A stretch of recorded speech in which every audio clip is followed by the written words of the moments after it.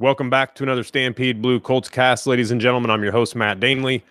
Thank you guys for coming back for another show. Tonight, we've got Kevin Bowen from 1070 The Fan joining us. Kevin, what's going on? Not too much, Matt. How are you? I'm doing great. Glad to have you on the show. It's been a little while since we've had kind of a podcast conversation, but there's a lot to talk about. And I talk about this stuff on my own, but it's always good to bounce different stuff off other people's ears. I love our conversations, whether we're at camp or doing stuff like this. So I'm excited for this. This is going to be a little bit of fun for us. Yeah, definitely. I've enjoyed our conversations up at Grand Park, and I remember when we talked all season long, I think both of us were anxious to get to this time of the year where we'd start to get some answers to all the questions, and there are obviously still some questions left, but we are starting to get at least a couple answers out of the way as we reach the midway point of August. Right. It's kind of, and like you said, it is nice to actually have these questions to talk about as opposed to, who's going to play where. Just the most random off the wall, nothing you can substantiate questions in the off season. Those are always the worst and hardest to actually enjoy talking about. And now we're actually talking about football, starters, sadly enough, injuries, but that's all part of the process. That's part of actually being in the season. So, definitely. Kevin, have you watched the first two episodes of Hard Knocks? I actually haven't. No, I haven't. I've caught just kind of bits and pieces of highlights on YouTube or whatnot, but no, I don't subscribe to HBO, and unfortunately haven't been able to watch it yet. So sounds like I'm missing a pretty good series. Yeah, it's not too bad actually so far. Kind of strange, but you did catch the Jarvis Landry speech to the wide receiver room. I did. What did you think about that? I'm just curious. What did you think about that? I thought it was some leadership that I don't think that I really knew much about Jarvis Landry. Yeah, me too. I think he kind of got a little bit of a bad rep, being down there in Miami, people thinking, oh, all he does is just kind of catch 100 balls plus, and he's this guy that just kind of puts up stats, and that's purely it. So yeah, it was nice to see kind of a different side. Again, of a guy that I don't really had a great grasp on who he was, just outside of being a possession wideout. And good for Cleveland. I mean, Cleveland. I think John Dorsey has come in there and made it a clear, kind of a clear change in culture outside of removing Hugh Jackson. I mean, he was very active, I thought, in the offseason, totally revamping that roster and just bringing in guys that are so just outside of the Cleveland realm of, okay, this is the stereotype on the Browns and we're never going to break that stereotype. I thought that was key. I thought I kind of, with my job, I kind of compare things to the NBA frequently. And I thought, going back to what the Raptors did in trading for Kawhi Leonard, yes, Kawhi has these, off the court, issues, I guess. But at the same time, Kawhi Leonard's won a championship. Like Danny Green has won a championship. And you go into Toronto where you've been the laughing stock of the postseason for the past couple of years, being swept and seemingly, underachieving every year. I think that's what teams have got to do. It's when you have this stain and this kind of just sour taste and negative sort of culture, you got to do things pretty drastic to change it up. And I credit John Dorsey for doing that. Yeah. And I agree with you. That was something I didn't know about Jarvis Landry, nor did I not only know it, but I didn't expect it from him. And then you kind of see, that this team is basically just a mess. It seems like the organization in general. And then he stands up and kind of addresses the wide receiver room. I was like, man, that might be the lone shining light, it seems like, in that organization, because it just seems like such a mess. But I was pleasantly surprised with what he did. I thought that was pretty cool. Kind of like a spinoff on that, with such a young roster right now for the Colts. We've gone from literally one of the oldest in the league to one of the youngest, almost, it seems like, in a snap. Who have you seen? Because I don't know that I could give more than maybe one guy's name, but who have you seen on this Colts roster that is kind of that vocal leader for the group? It's tough, Matt. And I the question that we had, throughout the off season, I would say Matt Slauson is probably a guy that I think has taken on some of that, and at least he's probably more lead by example, which I think the Colts have several of those guys. And but if you're talking purely vocal, I mean, it's tough. I think at times we value the leadership of Andrew Luck, and I thought at Tuesday's night practice when they went kind of no huddle and up tempo, the leadership of Luck and just his intelligence in general just shined so brightly. And just kind of how he was just literally getting to that line of scrimmage, kind of huddling things together. And he just had the defense on its heels. And it seems like that just kind of reverberates throughout the whole offense of, look, I will get us into the right plays. I will get us into the right formations and personnel groupings. And you just trust me and follow my lead. And you just forgot that part of Luck. Right. So I don't think, just because he's not, I don't think Andrew Luck will be given a Jarvis Landry type of rant, but I think we sometimes underestimate what he is like behind a closed door. Mm-hmm. He might not be the most hard knockish screamer and yeller. It might be a little bit awkward and it might be a little bit goofy at times, but when you can go do it on the field, like he's done it on the field before, guys are naturally going to follow that lead. So I think Luck and Slauson on offense would be the two choices I would go with. On the defensive side of the ball, I got no answer for you. Mm-hmm. If you were walking out captains tomorrow against the Bengals, I would assume Jabal Sheard would be one of them, just purely off of he's probably your best returning defensive player last year who played more than 10 games. Mm-hmm. So I think he would be out there, but I don't think Sheard, I don't think Al Woods are the most vocal guys. Nobody in that linebacker group has kind of earned the right to be a leader. I guess Najee Good at least has experience, but he's only started 4 games in his NFL career. And then in the secondary, I think Matthias Farley is your closest thing to a leader. But again, he's a guy that's barely been in the NFL, and now that Malik Hooker and Clayton Geathers are healthy, Farley's probably not going to start. So, it's just tough for me to pinpoint many leaders on this team. Yeah, and I kind of had the same problem. And Slauson had come across my mind only because we've seen that he's kind of anchored this.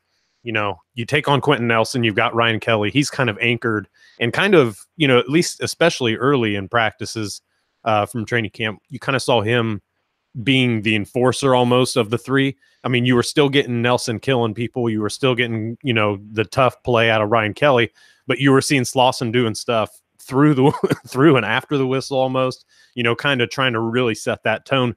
But vocally, that's maybe a different story with him, because I don't know that I've really I know that he's taken some of the other linemen under his wing, so to speak, and kind of tried to get that going, but I don't know that we've heard it so much on the field. Obviously, Luck with the offense, and then the defense. I kind of had the same thought, and I thought, would it be John Simon kind of also, and is that maybe why his lead by example as well, also with Sheard and some of those other guys.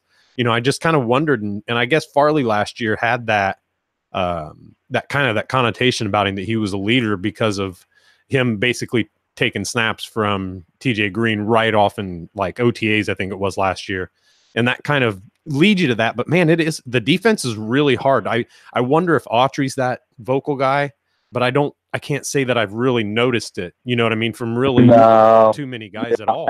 I don't think Autry's very vocal. I mean, Farley is a guy I know the staff loves. And, that was, I'm pretty sure that was a Ryan Grigson post preseason cut claim off the Cardinals. And then Chris Ballard, no ties to Farley whatsoever, but immediately kind of just love the guy. Right. And with Slauson, I think Goose, the new O-line coach, has touched on this before. When the Colts were going to make free agent moves on the O-line, and it looked like, they were quickly kind of washed out of the sweepstakes for a Norwell or a Pugh or whoever else they kind of labeled as a possible target, they wanted to get a swagger, a mentality, a presence, if you will, that was different than the rest of that room. And you won't hear Chris Ballard, I think, say anything, like Anthony Costanzo, and when Jack Muir was on the team and Ryan Kelly, think they all are very hard workers. Mm-hmm. I think they're all great pros. But I think Slauson takes things to another level in just the mean streak that he flips when he gets on the field. And when you watch him, to me, you almost think Richie Incognito. You know, he's kind of got the horsepower and he wears that number in the 60s. And look, is he an All-Pro? No, not a. You know, he's a nice starting guard in the NFL, but he just, I think, brings a different sort of presence and that nasty streak that room desperately needed. So I think that's what was really key for the Colts to bring in is you've got to change the mentality of that offensive line room. And it's fine to have a Costanzo. It's fine to have a Kelly. And I don't think that those guys can be and should be, you know, very important players for the Colts. But the Nelsons and the Slausens, those guys can rub off on the rest of the line. Then you really have the sort of style of play in the trenches that's been lacking over the past 6 or 7 years. Mm-hmm. Absolutely. So let's move on kind of to another spot of the offense here. Can the Colts afford, do you think, to keep 4 tight ends? And if so, who's the bottom guy or 2 you got on there? I'm definitely going to cut Mo Alley Cox. I really don't think Cox has been like that poorly during camp. I just think it's such a deep position group, and you know he's still got some practice squad eligibility. Maybe you can sneak him through. But it comes down to 5 for me, and obviously Jack Doe and Eric Ebron are going to be on the team, and I would cut Darrell Daniels, although I think the staff is a little bit higher on him than I am. I get it. He fits a nice blocking role, and that's probably needed. But I just look at Ross Travis and Eric Swope, and I just think those ceilings are so much higher than Daniels. And if you really feel like you need an extra blocking tight end, Daniels is going to be on this team. And we've seen Daniels play a fullback role in camp when they have gone short yardage. And, you know, maybe early on in the season, is that needed with Robert Turbin, out for 4 games? I don't know. I just don't think he has that niche of a role that you would eliminate Swope or Travis, because if you cut Swope or Travis, those guys are getting claimed immediately. Yeah. I am very high on Ross Travis. Me too. I've always kind of said I never thought Swope, was the most natural catcher of the football. But man, he's made some pretty impressive grabs this camp. And, I think Travis is just he's got that perfect basketball power forward mold. He's probably a little bit slender than Swope. But man, he just kind of glides out there on the field. And I would keep Doyle, Ebron, Swope, and Travis, and probably wouldn't think twice about it. I think it's a very deep position group. I see no reason to keep a 6 wideout, and I really don't see any reason to – I think you can keep 4 running backs and 4 tight ends and still have enough to get by, 53-man roster-wise. But, if Hines is going to be your punt returner and kick returner, or Chester Rogers maybe can help you out there, there's no need, in my mind, to keep a 6 wideout. Yeah, I agree. And thinking about that extra blocking tight end, do you think simply that may the struggles with the tackle position, you think, on either side maybe have at least struggle to kind of nail down a starter, I guess, in a hardcore backup for Costanzo?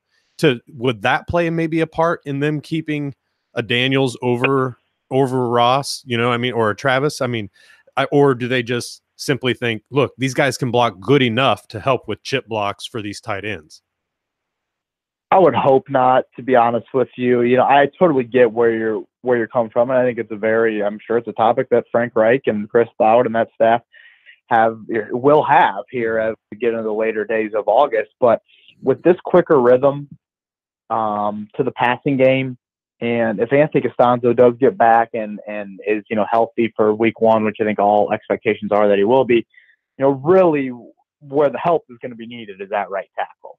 That's where you're going to have to chip, and that's where you're going to have to kind of throw it back over there. And I just don't think the Colts have enough skill players to have extra guys be committed to the pass blocking sort of protection scheme. And I get it. The first priority is protect. But you just don't have enough individual talent, I think, to win out at wideout or even at tight end a little bit as well, to where all of a sudden you can max protect and think that you're going to get guys open. Mm-hmm. I just think that's kind of a pipe dream with, specifically, I should say, probably the playmakers at receiver I don't think are skilled enough. Tight ends, obviously you can find some matchup issues with Ebron and whatnot. So I just think the ceiling is too high on Swope, too high on Travis to give up on them. And I know it's tough, and I know you might lose a little bit from a blocking standpoint, but throw in an extra tackle in the game, and if you're really going to run the ball, really commit to running it.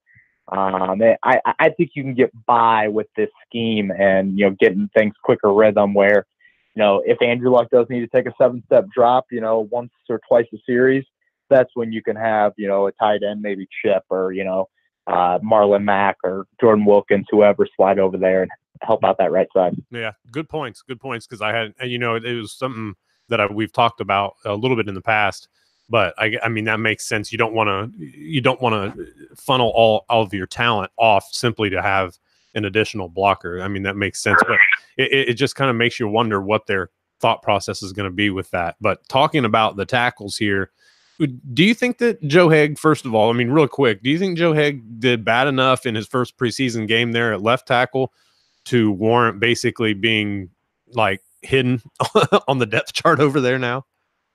Yeah, I didn't think so. Obviously, Green got the best of them on that. What was it, the second series of the game? But Green's going to be really good. I mean, this is a guy that could have been probably, was he third round? I think he was. I mean, he easily could have been into the second round. To me, it's like, all right, if I'm Frank Reich and the night before I'm scripting the game plan, I'm sitting out with Andrew Luck, and, I say to him, okay, we're going to take one shot deep, because obviously that play was meant to go deep. Right. I make sure that I have a back at least helping Joe Haeg. Mm-hmm. Joe Haeg had barely practiced at left tackle during camp, really. I mean, he had just done it kind of the previous 2 or 3 days, and those weren't the most physical practices leading into Seattle. Mm-hmm. So I kind of feel bad for Joe Haeg. And, yes, he's a nice guy. I'm sure that's where some of it comes from. But also, he's not gotten a great chance to compete for a starting job here. Right. And you're giving starting chances to Jamarcus Webb and Braden Smith. And, and it's like, well, Joe Haeg, has been a starter in this league before. He's still young. You've never given him the chance to settle in at a position. Then you've thrown center on his plate this offseason. It's just been tough, I think, on Joe Haeg to really make a strong impression. Mm-hmm. So I was surprised when I got back from Seattle, and it's been LaRaven Clark right at left tackle. To me, I had probably already kind of written Clark off mm-hmm. and not making this team. So yeah, I am. If you would have told me, if you'd have told me a week and a half ago that at one point during camp, the Colts for 3 straight days are going to have Braden Smith starting at tackle and LaRaven Clark starting at tackle, I would have told you you're a freaking idiot. It's amazing to me. Now, obviously, the Costanzo injury is the reason why Clark is starting, but even Smith at right tackle, during the whole offseason, when he was drafted, I look at him and I say 6'6", 315. All right, they're at least going to give him a shot at tackle because you had invested so much in the guard position. At that point, you obviously thought Mewhort was at least going to factor into a depth spot, and then you had flaws in, and you drafted Nelson the night before, and I quickly got the word from the Colts that no, he's going to be a guard. And I was like, all right, I'll take your word for it. And then we go out there and we watch everything in OTAs and minicamp, and all Braden Smith did was play second team right guard. And then all of a sudden now injuries and Austin Howard's just, kind of collapse really on the depth chart has led to Smith getting some reps. So, I mean, right now, I think I said it, I don't know if you were out there at practice the other day. I said, all right, 5 guys right now could start at right tackle. And it's Austin Howard, it's Joe Haeg, it's Jamarcus Webb, it's Denzel Good, and Braden Smith.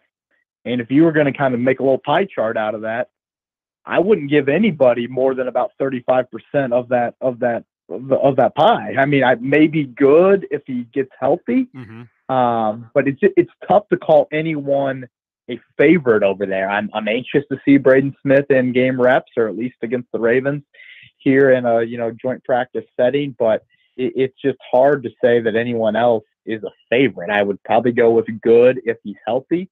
But I feel like Frank Reich's a little frustrated with how much time Denzel Good has missed. Yeah, I think that I would be too. I mean, what was his, a hamstring? Hamstring, and remember, he failed the physical the first day, and then Austin Howard, failed the physical, and that lasted 3 or 4 days. So Austin Howard didn't do himself any favors at the start of camp. And then I was actually, before we got on the call, I was going back. I hadn't watched the full replay yet. I'd only watched the first quarter a couple times over of the Seattle game. And man, when Webb gets beat for that sack, I think it was Mingo maybe got the sack. He killed him on Jacoby Brissett. Howard got whipped as well on the other side. It was kind of like who was going to get there first. Right. So when at the end of the offseason program, when Jim Irsay saying, we hope that, Denzel Good kind of wins the right tackle job, and it'll look like it was a Howard versus Good competition. Well, then both of them failed the physical and aren't ready to go day one. And that definitely didn't send a great message, I think, to Frank Reich. So I think Denzel Good, if I remember correctly, he got hurt one of those indoor practices early in camp, like probably about 2 Wednesdays ago or 2 Tuesdays ago. And he's been out ever since with that hamstring. I asked Frank Reich yesterday and Tuesday, and it sounded like he would be back soon. I actually saw him jogging over to a family to sign a football after practice on Tuesday. So it does look like he's getting there. But then Wright kind of added, and we really need him healthy, or it's, something to that effect, that he could tell the head coach wasn't too pleased that Denzel Good was still out. Yeah, I think that right tackle spot is desperately missing him as far as for the competition itself. I mean, because then you at least have an idea of who you want there. Maybe not, right. You hope Good once it can be healthy, but you at least have an idea of who you really want in that spot. I think a better idea at least. And the move from Braden Smith from guard to tackle, I was excited that they tried it in camp, but I didn't see great responses out of him the first 2 or 3 practices that they were putting him in there. And I think it was initially on second and third team snaps, and now they're working in first team. So they must see he's either learning really quickly, or they're just seeing something in his skill set that tells them that he can be athletic enough to hold it down, or at least be in the competition for it. And maybe they're just, I don't know. It's hard to see because there's so many injuries that you can't assume that they're just doing it for backup purposes. They're giving those guys first team reps for a reason right now. And it is because of injuries and because of, like you said, the dissension of Austin Howard. What about LaRaven Clark though at left tackle? Tell me how he's looked the past few days in camp. I actually think he's held his own out there. I haven't noticed too much off the edge. And to be fair, that starting D line right now has really been Marcus Hunt at one of the end spots. So you aren't getting a great natural pass rush opposite Jabal Sheard. So I think Clark has actually kind of held his own. Now, I need to see Raven live snaps. I need to see game snaps, because Raven Clark, I'm not sitting here saying he should be on the 53-man roster, to be honest with you. But I agree with what the Colts are doing at left tackle. Like, you need to have emergency situation in your back pocket, because if a Raven Clark can show he can play left tackle, he's going to be on this team. Right. Like, you need that emergency situation, and you can't let that guy walk out of your door. With Braden Smith at right tackle, I'm kind of with you. I remember early on in camp when I asked Reich, okay, is this more of you guys love Matt Slauson at right guard, or do you need to see more out of Braden Smith? Because that's not a competition. Right. Like, that is over. And, he kind of said, we need to see more out of Braden Smith. And those early right tackle reps for him, second team, third team, were not pretty. But I feel like the edge has been better these past couple of days. Now, again, you don't have those natural pass rushers in there, but I think it's less to do with Smith has made this quantum leap, and more so to do with, look, everybody else either sucks or is hurt. Like, Right. we need to try some people. And kudos for them for trying out the rookie because, you know, in my thinking of this 2018 season, and I know this is hard because the NFL, anything can happen in a given year, one eye has got to be looking forward to 2019 and beyond. Like, when you look at this rookie class and you know how that's why I think the Deion Kane injury is so significant, because you're stunting growth of a guy that could have blossomed and could still blossom into being a key skilled player for you for years to come. Mm-hmm.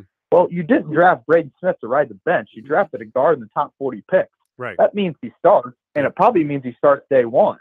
Mm-hmm. So that I'm the Colts fans, I think, should be pleased to see the staff giving such a serious look at Braden Smith. And that's why I think over these next 3 practices, Thursday, Friday, Saturday, he needs to be out there again and try him Monday night as well and just see what you have there. Right.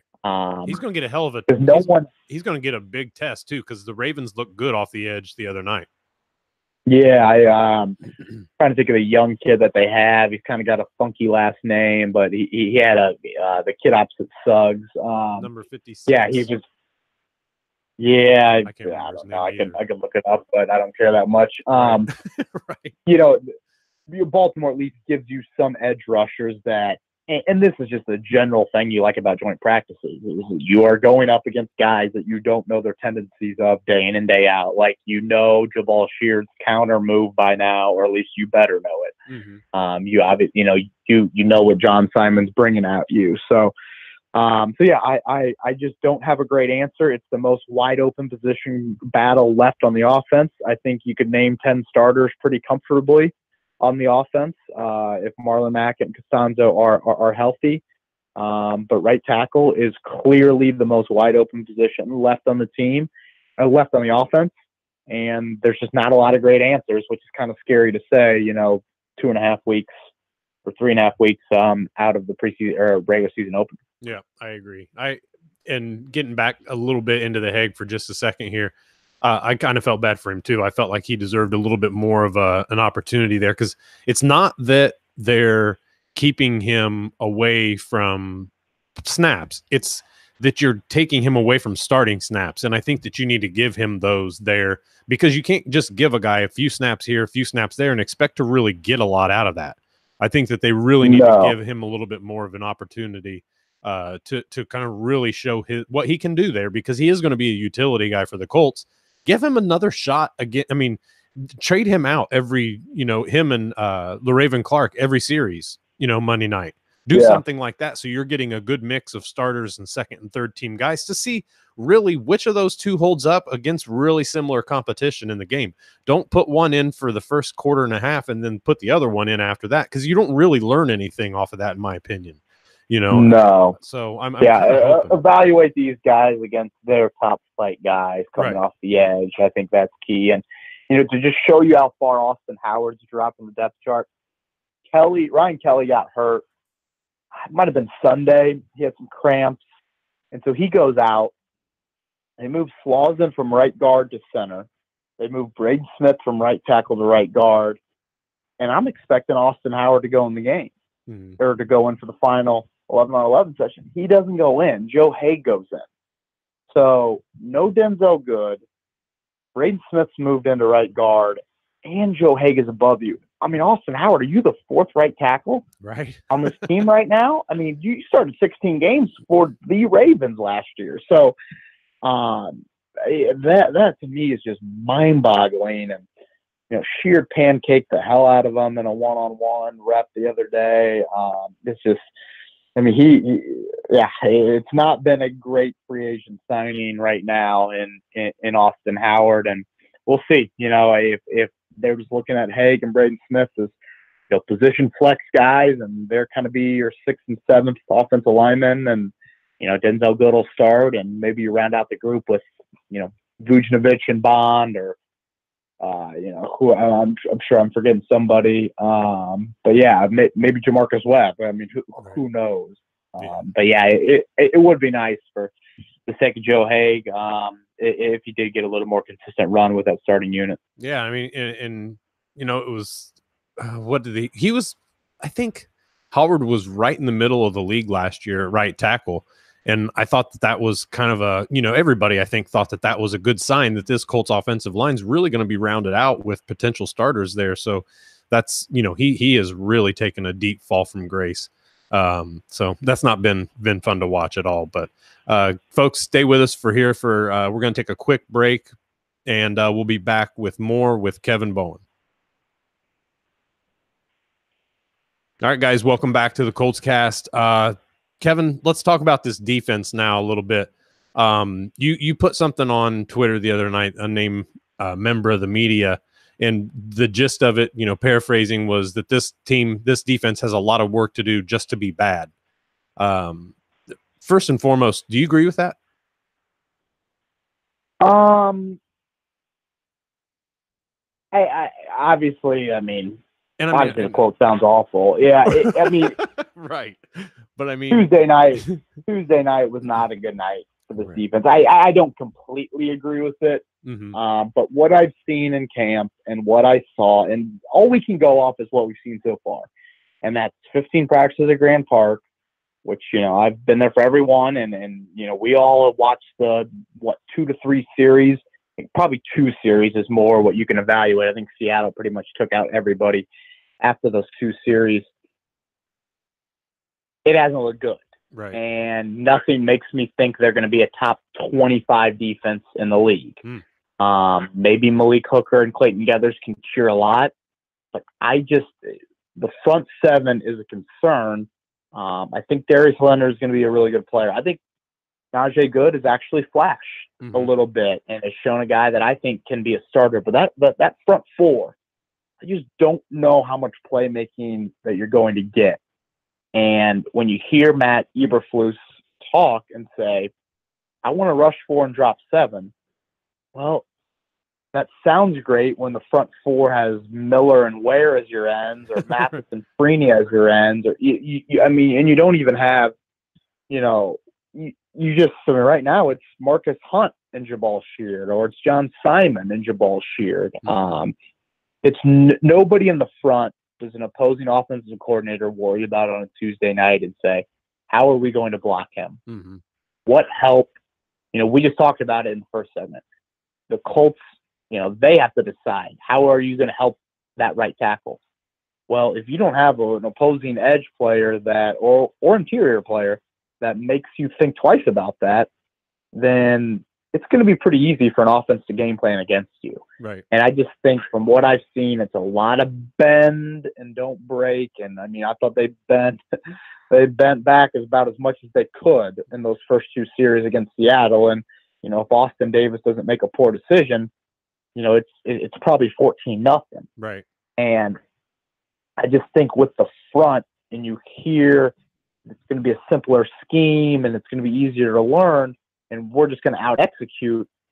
Well, if it's going to be simple and it's not going to be the most, crazy, exotic-looking thing for an offense to see, you better have some pretty good players. Right. To make sure that what you're doing, you can just almost out-athlete the other side of the ball. And I just don't see that out of the front. And, maybe once these rookies get healthy, and Toure and Lewis, maybe they can show you something, but I just haven't seen enough. Again, in these first 15 practices and in that small sample size in the preseason opener, that makes me think this is going to be a defense that is going to be, close to the middle of the pack. Right now, I'd put it firmly in the probably mid to late 20s. And I know it's probably not what fans want to hear, but that's kind of what I have observed so far at training camp. And I think the onus really is on Eberflus here to be unique and creative with his calls. And how is he going to game plan this defense? The one thing that I really liked about the defense, especially in the first couple drives. Now, I know there was, a touchdown drive. I know it was a long drive, but I really loved the energy from that group, because I don't know that we've seen that kind of energy and I wouldn't say necessarily all outright speed, but the combination of the two, we haven't seen that in an Indianapolis defense for, at least I haven't, for quite a while. And I think that, like you said, when those rookies get healthy, You see, a little bit what you can get out of them, whether, Teray can actually end up being an imposing force off of the edge, whether Sheard can double. Basically, in this scheme, Sheard should be able to double his sack numbers from a year ago if he's the guy that they think he is. You know what I mean? So it makes you wonder where that comes for the rest of the defense. Is the linebacking core solid enough as such a youthful group? And if not, what about the cornerbacks? And then even if then, are Geathers and Hooker good enough to offset some of the mistakes that are going to happen in front of them? This is I do like the energy level, like I said, and I do like a lot of things that I see and potential and everything else. But I think that we are a bit of the head of the skis if we're thinking that this team's going to be a top half of the league, or even in that 15 to 20 range. Right now, there's so much more that we have to see from this group, and I totally agree with you there. But man, I do like the potential, and I love seeing where it's headed. Yeah, I will agree with you. I thought that you guys were under the football and just general speed. I did think looked faster, and clearly there's an emphasis there to get 11 guys are under the ball, and we see that every day at Grand Park. And I get it. A training camp is meant for an offense to have a little bit of an upper hand. Right. That's just kind of how practices roll. And honestly, that's probably how today's NFL rolls from a rule standpoint and stuff like that. And I just look at the defense, and those first two series, you had a couple chances to get off the field. You had a 3rd and 16.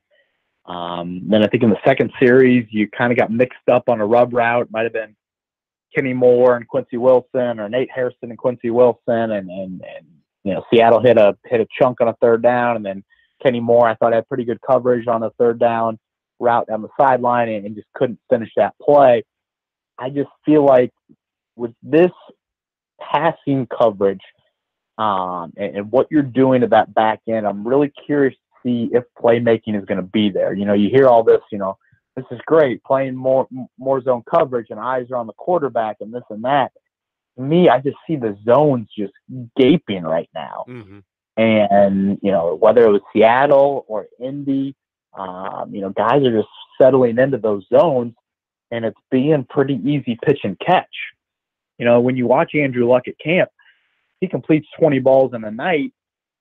14 or 15 of them are pretty high percentage throws that right. It's almost like he's doing routes versus air. Right. So I think that is kind of my concern. It's okay. Are these corners going to be able to, are allowed to be really aggressive? I heard Kenny Moore use this defense has taught me to be passive aggressive. Mm-hmm. I don't love that phrase when you're describing the secondary. So right. I still need to see more out of the corner position, and I guess out of just that pass defense in general, because it's twofold right now. You don't have an elite pass rush, and you don't have elite corner play. Right. How are you going to make up for that in the pass defense game? I think that's going to be difficult. From a run defense standpoint, I'm not, I know Autry's given up a lot in terms of weight, or at least more than you typically would have, but I don't think they're going to be too leaky in those areas. I didn't think they did a great job setting the edge with Russell Wilson, but, a lot of teams can say that. But, yeah, I would say my main concern right now is just, again, the two biggest areas. Do you have lockdown corners, and do you have playmakers there? I don't think so. And then with the front, can you get home? Because the one time you got home against Seattle in that first half, it was just that slow-moving stunt against Seattle's backup offensive line. Right, absolutely. And so this kind of leads me into our next bit of topics here. Kind of a 2-part and even a 3-part thing here. Do the Colts need more additions? And we've had this conversation. And I say we as in Colts fans and people who are covering the team. We've all had this conversation of, do they need to bring in somebody else? And we'll just start for an example at corner. Ballard, I still think that when people discuss Ballard's philosophy, I still think that they are kind of misinforming themselves about it when they refer to it, because we haven't gotten enough of a sample size to really see what Ballard's philosophy. We know what he says he's going to do. We know that he does what he says he's going to do. Those are two really important things, in my opinion, from a GM. But people are saying that he's not going after the big ticket free agents, and that's not what he says. He said he's not going to spend the top tier money on basically middle tier talent. So with that, does he see Breland, maybe another guy at corner, as the mid tier talent that's wanting the top tier money? And, you know, when we hear people talk about Khalil Mack and some other trades and some other possibilities for this team, what is your take on that in general? Is this just kind of the group they're going to ride with? They have basically said that, and not in so many terms, but, you know, sometimes that isn't always what ends up happening. I think that they could probably use another guy at corner to not only increase the competition, but raise the level of talent, which is also something that Ballard says he wants to do. So some of those philosophies, some of those edges of philosophy have to meet at some point for this team, don't they? Yeah, definitely. And I do think they could use an upgrade at the corner position. And right now, I don't see it happening outside of kind of the end of roster cuts. And, you know, and you find Rashawn Melvin, Pierre Desir, Kenny Moore, you know, three guys that the Colts all found after the preseason cut down.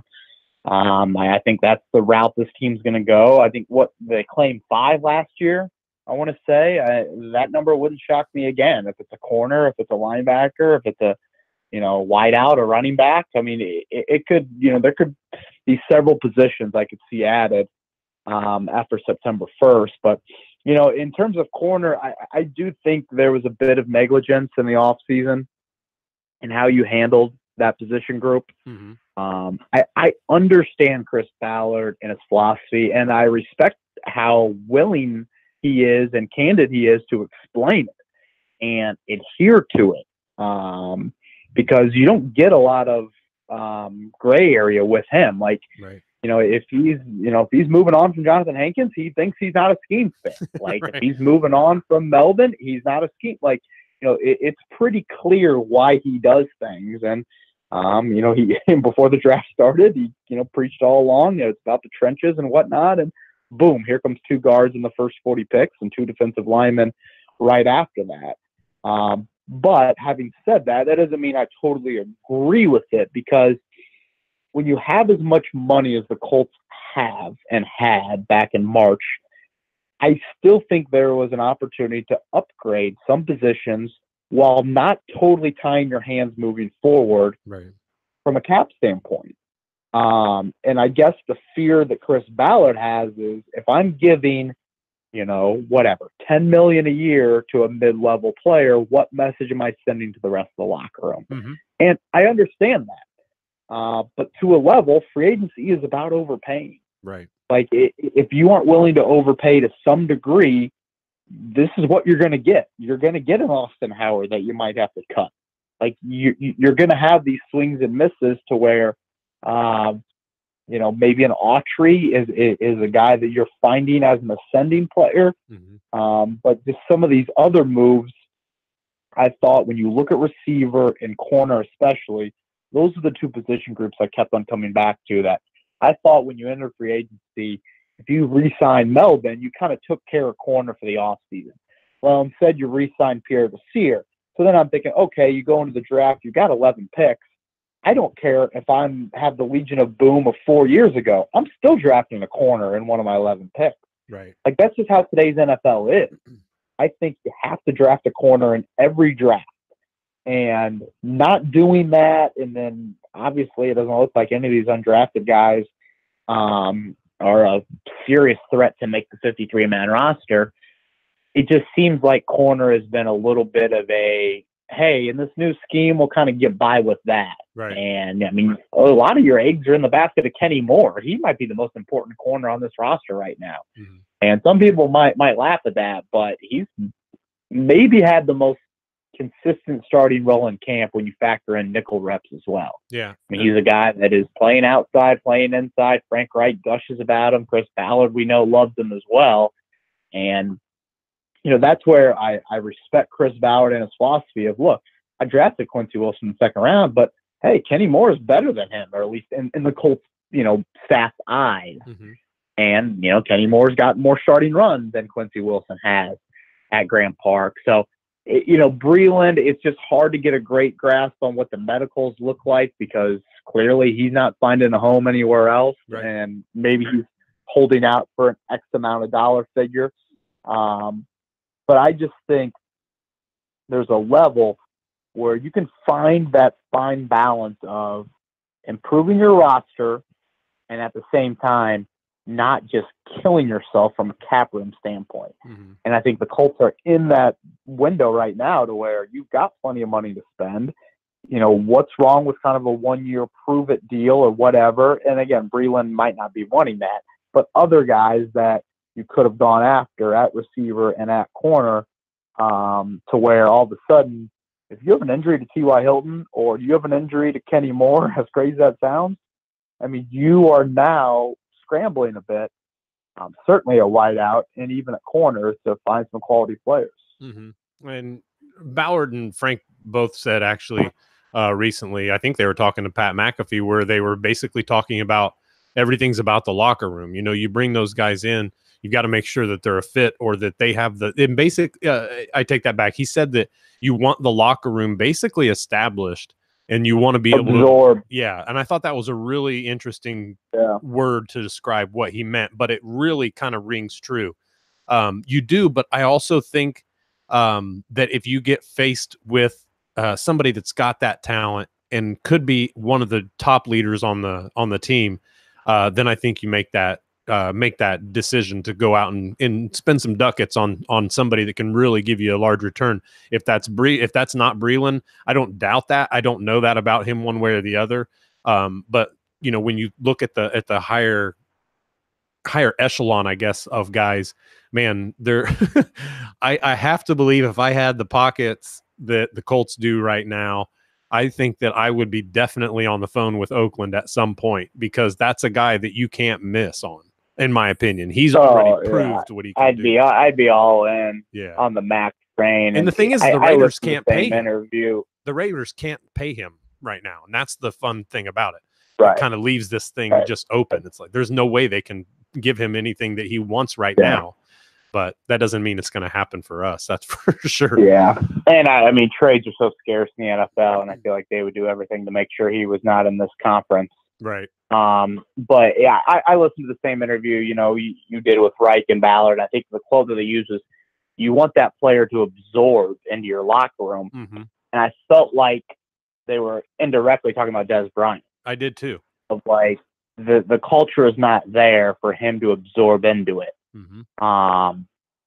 And I totally get that. And that's why I'm very anti a Dez Bryant sort of move for this team. But, and I'll go back to another NBA sort of comparison and covering the Pacers. The Pacers of chemistry and culture clearly were vital parts of them winning, 48 games this year and exceeding expectations and all of that.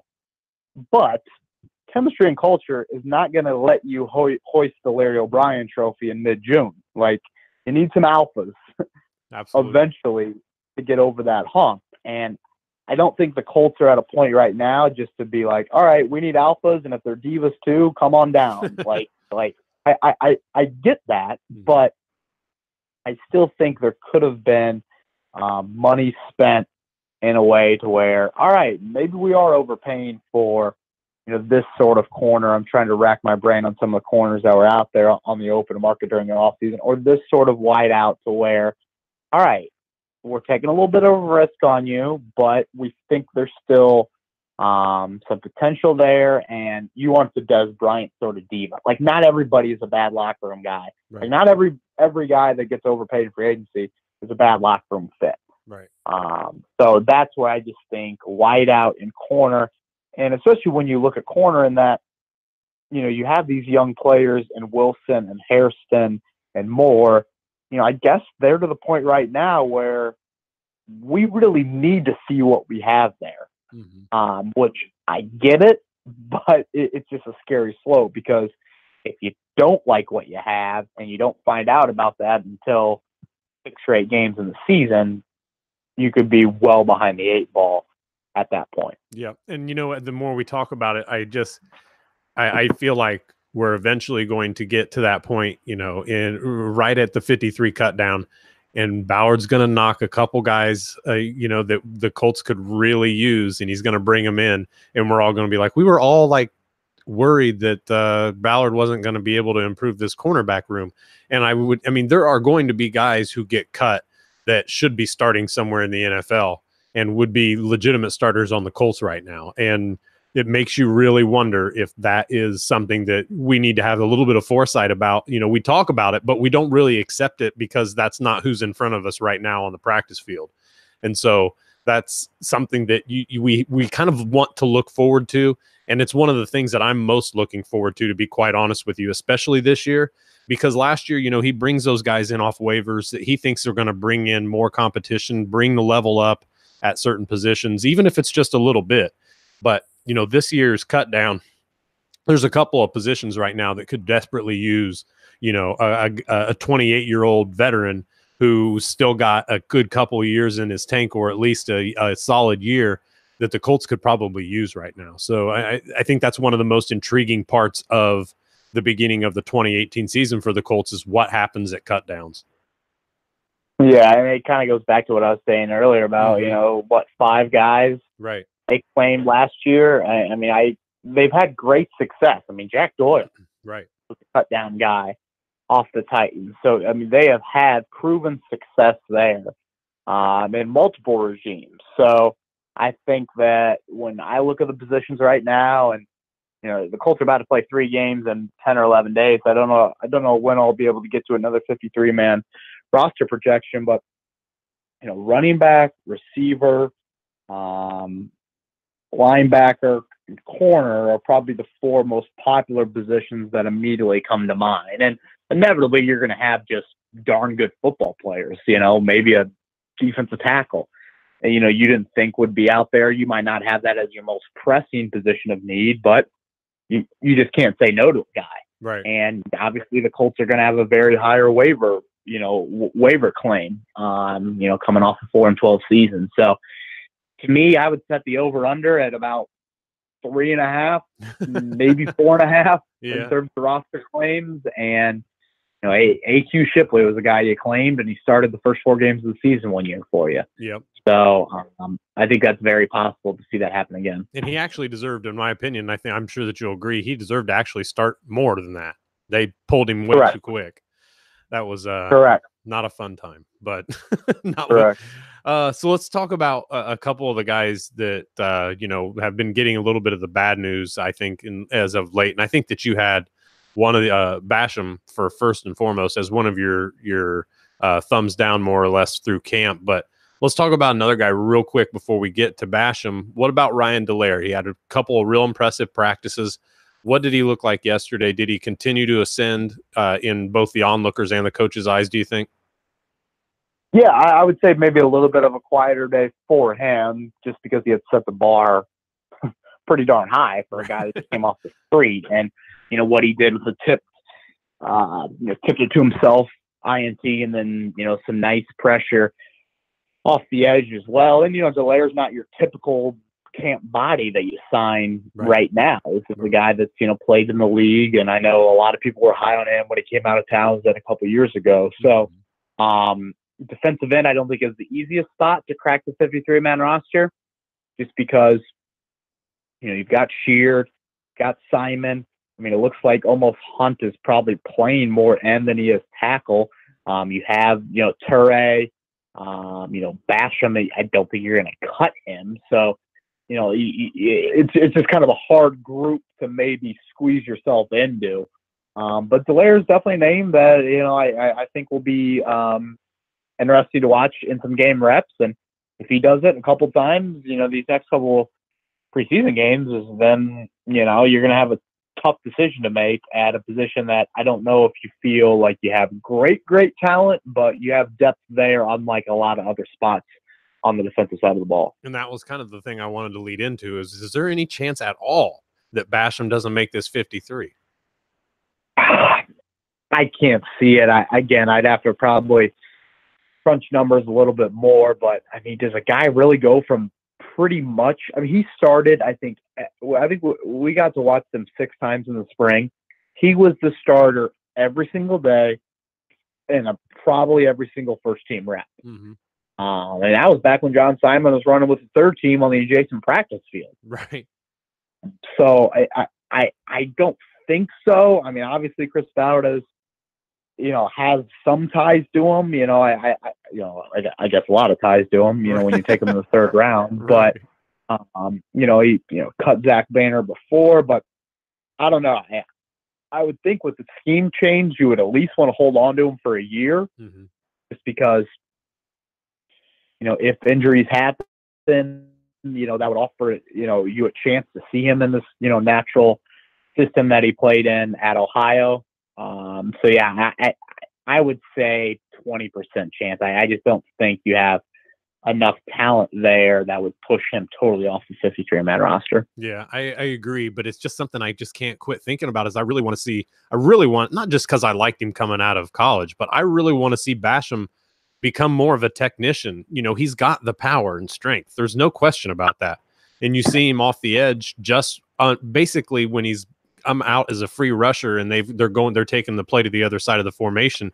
You see the burst, you see the explosion that they can see from him, but you just don't see any real results from what he's got. He doesn't have a good second pass rush move. He doesn't have it doesn't seem like he's much of a technician at all there. And you would think that a guy that young, that under Robert Mathis's tutelage there, that would be one of the things that they're pressing the most on. Like, look, you've got to be able to have a second pass rush move. You can't just go bull rush every stinking time at these tackles. It's not going to work.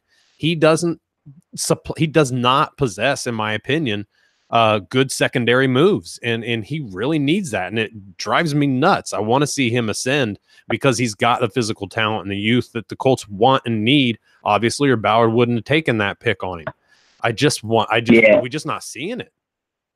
No, it's something that Chris Ballard and I talked about down in the owners' meetings in late March. I just kind of asked him, all right, honest opinion about Basham, because Ballard called him out after the first month of last season. Right. Very vocal about how disappointed he was with Basham. And Basham was not a guy that made a great first impression when he got in the building for rookie minicamp last May and, couldn't really make it through, I think, the early practices with conditioning issues and stuff like that. And, Ballard mentioned that you need counter moves to survive against NFL tackles because A, NFL teams have two good tackles, and B, they have offensive linemen know full well they can eliminate, from a scouting standpoint, they're going to eliminate exactly what you do best, and they're going to force you to counter. Mm-hmm. And the MAC level is a nice level of college football, but you can sometimes get by just on pure athleticism and not needing to have a great counter move that is exceptional in terms of technique. And I think Basham just had to learn that. And it's something I think later in the year the Colts were pleased with, that he was starting to, flash a little bit more. And it just hasn't really translated. He quickly fell out of those starting reps. Mm-hmm. At Grand Park. And, again, I went back and watched the Seattle game. I noticed kind of one burst off the edge, but then I noticed him missing a tackle a couple yards down the field on the run play. And he should be getting chances. There's been injuries at the end spot. Touré's missed probably 2 weeks now. And right. Chris McCain has been in and out for a variety of reasons. And even John Simon missed a couple of days. And yet, you might even put Anthony Johnson above Terrell Basham on the depth chart right now. So I know it doesn't sound great for him in terms of, oh my gosh, why the hell should you even keep him? But I just think a third round pick, first year in the system, getting back to his college system, I just don't know if anyone has done enough around him that's like, oh my gosh, how in the world could you cut him and keep Basham? I don't think any end has done that in my mind just yet. Right, I agree. And not only that, I think that you want to keep Basham to see what you've got. Ballard has been harping on you want to, build your own. And that's something I think that he's just simply going to say, we're going to see what this guy can give us for a year. And if he doesn't do anything, maybe at midseason, maybe something happens. But at that point, you're kind of wasting your time trying to let go of a guy mid-season. So I'm Yeah, just more hopeful for Basham to actually prove something. And like you said, last year I think a lot of the people, when they heard him talking about Basham, thought that that was directed at Quincy Wilson, about him coming. Yeah, no. And I think people have. Do you recall that being the issue with Wilson at all at any point? Because I didn't. Maybe, I mean, I've heard a lot of people talk about it, but not a lot of people around the team. I've always heard what you're talking about now, with that Basham came in, not in great condition, wasn't in shape. And I think that a lot of people just attributed that to Wilson, because I don't know if he actually said Basham's name, but it was clear to me who he was talking about. Yeah, it was definitely Basham that he specifically mentioned. I remember it after the Seattle game. He went on that Monday night radio show and was, again, abundantly clear on who he was talking about. And I think over time it did kind of come out a little bit more that, Wilson himself wasn't in the greatest shape, coming out. And so both of those guys, I think, kind of fell into similar traps. And, it seemed like Basham, at least from a health and conditioning standpoint, he was on the field a lot during the spring. Like I said, he was starting it every day we were out there, whereas, Quincy was a little bit more banged up. Mm-hmm. So, yeah, we don't have a great understanding on, why Wilson was such a mystery scratch for so many games. And to me, he seems like a guy that just, when the lights turn on, he plays better than he does in practice. And I know a coach hates that. I know a staff hates that. But at the end of the day, I just feel like his game reps. I mean, I thought last year he played pretty good football, mm-hmm. For where that bar was kind of set at the corner position. So, I would like to see Wilson get a little bit more run here in these next couple of games, just to see, okay, do we see any more playmaking out of the corners? And specifically with Wilson, is this just a guy that just plays well in the games and, for some reason is inconsistent during practice? Right. Yeah. I'd like to see him be more consistent as well. But it's hard to put that on. Like you said, the staff hates it. But man, if he does come to play every Sunday, though, man, that's so hard to, you know what I mean? Right. It almost brings you back to Allen Iverson's. We're talking about practice, you know what I mean? Almost to an extent. But let's finish this up, Kevin. I appreciate you coming on. A couple more topics real quick. We can kind of squeeze these through. But I wanted to talk about TJ Green. Is there another guy on this roster, in your opinion, at safety that can take him out of the 53? I mean, is Ronald Martin doing anything for you, or what do you think about Cooper possibly? Is Cooper, he's getting a lot of gunning reps, at least he was. I don't know about in the past few days, but is any of these guys being able to supplant TJ Green for this coaching staff or Chris Ballard, do you think? I think Green's going to make it, but I do kind of like Martin. I thought he kind of flashed a little bit in the preseason game as well. I thought George Odom had a nice start to training camp, but I think Cooper has kind of maybe been the new George Odom, if you will, lately. So I look at safety right now. I think you definitely keep 4. You might keep 5 just out of an injury insurance / special teams, and I just don't think 2 people would supplant TJ Green. Mm-hmm. I think obviously Farley, Hooker, and Geathers are locks. I still think Green will be on it just because if he can run, I mean, special teams you would think would be a role for him, although he's never been a great special teams player by any means, and has certainly made a couple boneheaded penalties on that unit, like he's done on defense as well. But for now, I don't see Green being cut. Antonio Morrison, even, I feel like, has been running with first-team special teams units. But when I start crunching numbers at linebacker, I'm like, he's not even a top 5 linebacker in my mind. It's Leonard, it's Good, it's Walker when healthy, it's Sky Moore, it's Tyrell Adams, and Zaire Franklin is a name that I think has climbed into. At least I think him and Sky Moore have honestly probably split reps here over the past couple of days at that Mike position without Anthony Walker. So for now, I think TJ Green makes it, unless, we do see more from a guy like Ronald Moore, Chris Cooper, or George Odom. Yeah, I've liked what I've seen thus far, at least from Zaire Franklin. I've got him making the roster. Whether he does or not, I don't know, obviously, but I've enjoyed watching him. He brings a little more physical presence to that Mike role that you would think that, and they've used him that way. They've used him on the base in their base sets. It's not a huge role at, in the base when you're running 70% sub packages, but still, I think he's one of those guys that they should probably hang on to. I think he's going to at minimum be an impactful guy, special teams, but I also think he's a good linebacker so far. So let's kind of wrap this up with another guy who's made the right kind of headlines, is Jordan Wilkins. We loved him since seeing him pretty much as soon as the pads came on there at practice. He impressed late in the game, obviously, in the snaps that he did get in Seattle.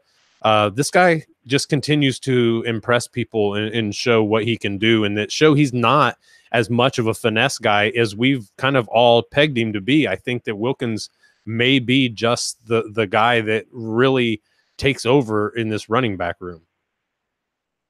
Yeah, he's been a surprise here at camp, and I just figured before the turban news, I just didn't think Jordan Wilkins would play that much. It's hard to kind of incorporate 4 running backs into a weekly game plan.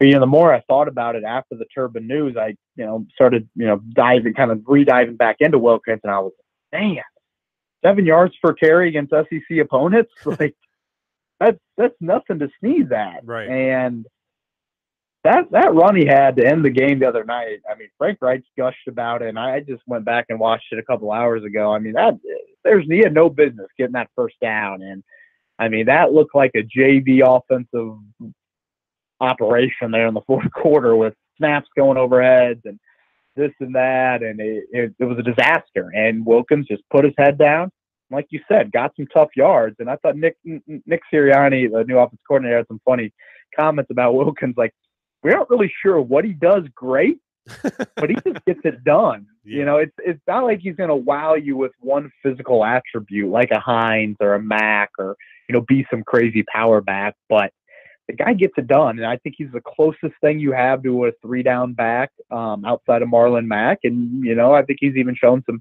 flashes early on that maybe you would think he could be a consistent 3-down guy as well. So Jordan Wilkins has improved his stock, I would say, more so than any other rookie here at camp. And if you're going to play the Bengals and Marlon Mack is healthy, I'd probably use Mack as that first feature back, Hines in that gadget role, and I'd let Wilkins get a full series of work in to spell Mack here or there. Yeah, I would too. I would have that much trust in him from day one, and Christine Michael would probably be the odd man out. But yeah, I think Jordan Wilkins is has shown enough that he should earn, I think, some nice playing time. And I thought it was odd he didn't play till the fourth quarter on Thursday night.